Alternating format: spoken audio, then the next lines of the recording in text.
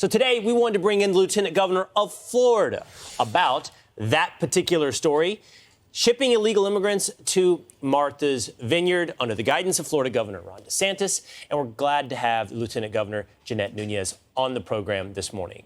Thank you for being with us, Lieutenant Governor. Good morning. Thank you for having me. Let's follow up on the story that has dominated the news for the last several days. Illegal immigrants shipped to Martha's Vineyard, and then the ensuing fallout. I would love to ask you two things. A, what do you expect was accomplished? And B, will there be more flights under the direction of Florida sending illegal immigrants to other parts of the country?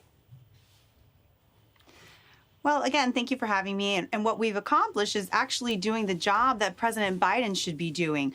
Florida is not a sanctuary state. We've made that very clear under this relocation program, which the governor got approved by the legislature. And let me add, by many, if not all Democrats that are part of the legislature approved it. What we've done is we've been able to protect Florida. We are now, unfortunately, because of the crisis at the border, 2 million people crossing illegally, more than 8,000 a day, and that's not even counting the gotaways. Florida has now become essentially a border town. And so because the governor has made it clear that Florida is not a sanctuary state, we've been able to relocate voluntarily, might I add, these individuals that have crossed illegally, that have decided that they want to go to greener pastures. And it's only at the point when they arrive at the doorstep of the rich and famous that the left starts to complain. And so their virtue signaling, their hypocrisy is on full display for the entirety of America to see. They were flown to a sanctuary island where that sanctuary island only tolerated them for 44 hours before sending them, calling the army and taking them off the island. Do you anticipate sending additional flights to Martha's Vineyard? Anything you can tell us about that? Sure. Yes. The governor, obviously, the other day just said that very thing, that he will be sending additional individuals to other locations. We received $12 million, and he made it very clear that he was going to spend every penny of those $12 million to protect Floridians, because what we're seeing is that fentanyl overdoses are the #1 killer of individuals ages 18 to 45. Human trafficking is a major concern for our state. We have had state strike force teams with law enforcement here in our state, and they have interdicted, and they have been able to arrest individuals, 38 charges of human smuggling, 58 charges of drug trafficking. This is something that should concern every single Floridian, every single American, and the governor is going to use every tool at his disposal to address this crisis because the federal government and Joe Biden refused to do so. Lieutenant Governor, I want to talk to you about another angle of this story. So, we kind of have been here saying, oh, well, laughing about the racism of the rich white people on the island, who, by the way, there's incredible footage on the internet of them cheering and singing as they bus off, the Hispanic, illegal immigrants off the island and over to the military base, as Pete explained. But it's interesting to me because one of the most famous resident, Barack Obama, Michelle Obama, have said nothing about rich white ladies singing and screaming "Te amo" as these Hispanics are led off the island. And I think it's interesting because it points to the real divide in this country. It is not about race. It's about class. This was one of the most elitist moments ever captured on film. And I cannot believe that she has not responded, Michelle Obama. What do you say to that? Again, I think that they just continue to show the hypocrisy. They lecture us. They lecture Republicans and red states, and they call us inhumane when they are, in fact, the ones that are demonstrating how inhumane they actually are. President Biden was quick to fly illegals under the cloak of darkness into different areas. But the minute they arrive in an area in which you've got a bunch of rich folks that live out the American dream on full display, what we see from the Obamas and the rest of the radical left is hypocrisy, the same thing we had to deal with during COVID, rules for thee, but not for me. Just to illustrate Rachel's point, I want to share with you and the audience a couple of now deleted tweets. This is from NBC News. Florida Governor DeSantis sending asylum seekers to Martha's Vineyard is like, quote, me taking my trash out and just driving to different areas where I live and just throwing my trash there. A founding member of a foundation which helps refugees, reportedly says, comparing illegal immigrants to trash. And then, of course, Jill Biden made this famous analogy. The diversity of this community, as distinct as the Bogotas of the Bronx, as beautiful as the blossoms of Miami, and as unique as the breakfast tacos here in San Antonio. It's too much. It's such a wonderful illustration of what you and Rachel are both talking about. But Lieutenant Governor, I wanted to actually give you an opportunity to respond to some of the things. So there are various accusations. Of course, you've seen it: kidnapping, human trafficking.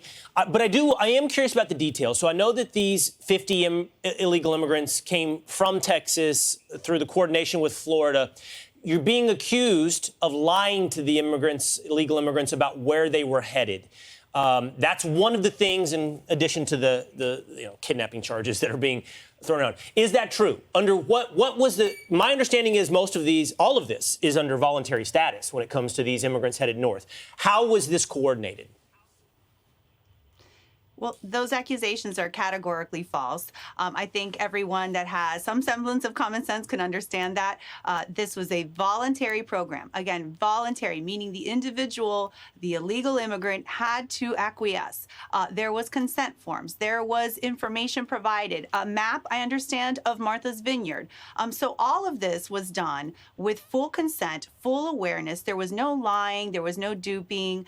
This was not like Biden's program of flying people in the cloak of darkness, not informing the government, not informing us when we've requested information. We've had to sue the Biden administration for their catch and release policy. So all this was done absolutely under the sunshine, if you will, with ample information. And these people opted to go there. They came into Florida, and from there they went on to their final destination. And again, the governor said very clearly, this was a tool that we had at our disposal, something that we got approved back in March. So now all of a sudden they come to the realization that for once, a governor will do what he says and say what he does.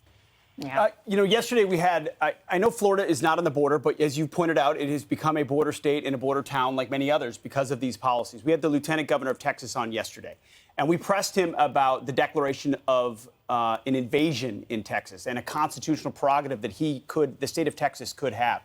We had Ken Cuccinelli on the program today that knows all about that and said a lot of states have shown a willingness to go support Texas should they make that declaration. And our understanding, based on Ken Cuccinelli, is that Texas could, without the legislature, effectively declare an invasion and then have new constitutional powers. How would Florida treat that if Texas were to say, now it's time to do some enforcement ourselves? Well, as you pointed, again, Florida is in a border state, but because of the reckless policies, the chaos at the border, we have essentially become one. So we have been extremely supportive of our friends in Texas and Arizona. The governor early on sent the National Guard to assist Texas when the crisis was beginning to unfold. We have, of course, offered support. We will continue to offer support. But if that declaration is made, I'm certain that the governor will take that under consideration and see what Florida can do, again, to not only address the crisis, but to prevent Floridians from being exposed to the effects of illegal immigration. Right. One of the issues that we're concerned about is the fact that there are criminal illegals, people that potentially are on the terrorist watch list, people that are drug smugglers, human traffickers, people that have heinous backgrounds, criminal backgrounds. These people are entering our communities, our neighborhoods. We have prided our administration, our first term, on being a law and order administration. We have done so many things to support our men and women in blue, and this is just one more example of why the federal government does not care about law enforcement. They do not care about securing the border. All they want to do is virtue signal and continue to ignore this crisis. You know, when you have the vice president saying that the border is secure, I mean, I don't think there is a better example of her being completely out of touch with reality. Just to follow up on Pete's question, you've made the comparison several times and said Florida is a border state.